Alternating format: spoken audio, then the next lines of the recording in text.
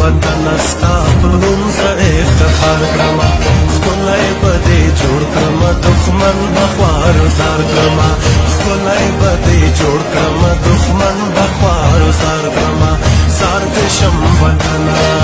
زار دې شم وطنه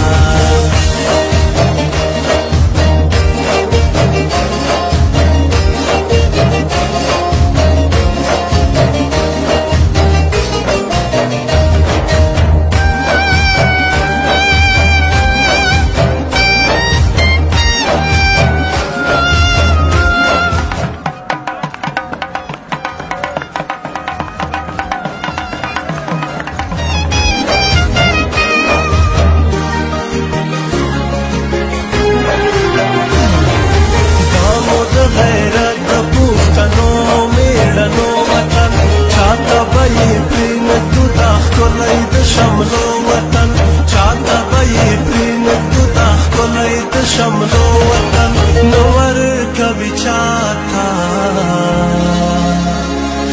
خپل خور ننګیالو وطن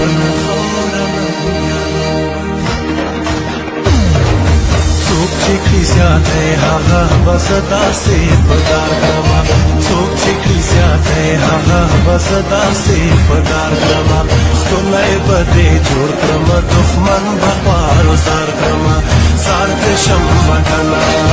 زار دې شم وطنه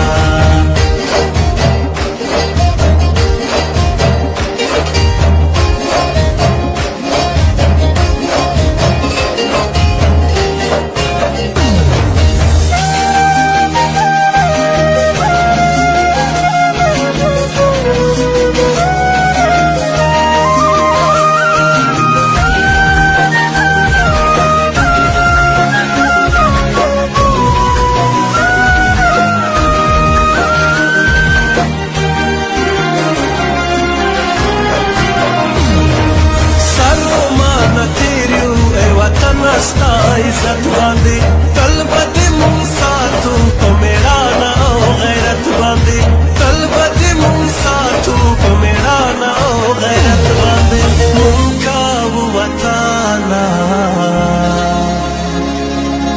ستا خدمت په صداقت باندې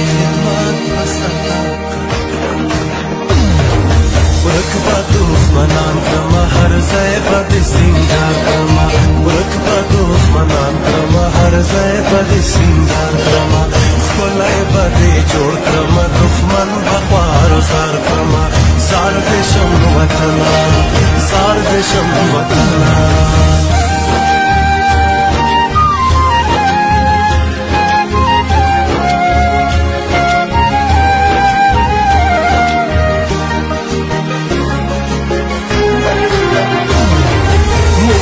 افغانان غلامي هیڅکله نه کوو مونږ د وطن ساتل یو تر بله ښه کوو مونږ د وطن ساتل یو تر بله ښه کوو دې ښکلي وطن سره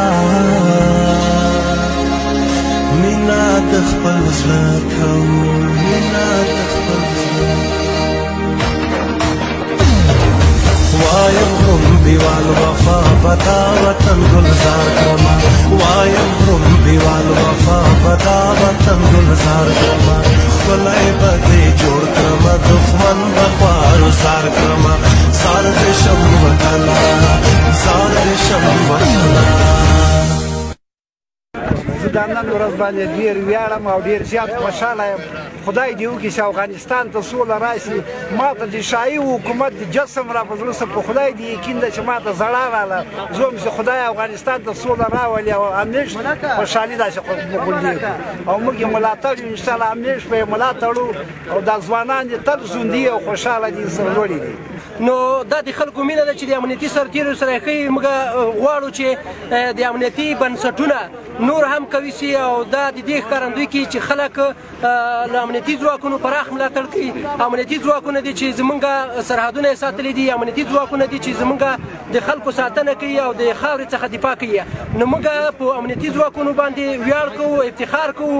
موږ دغه د تیرې په چاو کې راټول سوي او ملګري راټول سوي ولسونه څو دغه ځواکونو ته ملي ځواکونو ته په ټوله کې سرتېرو ته روحیه ورکړو او ولس او سرتېري چې یو ځای کار وکړي انشاءالله موږ هېواد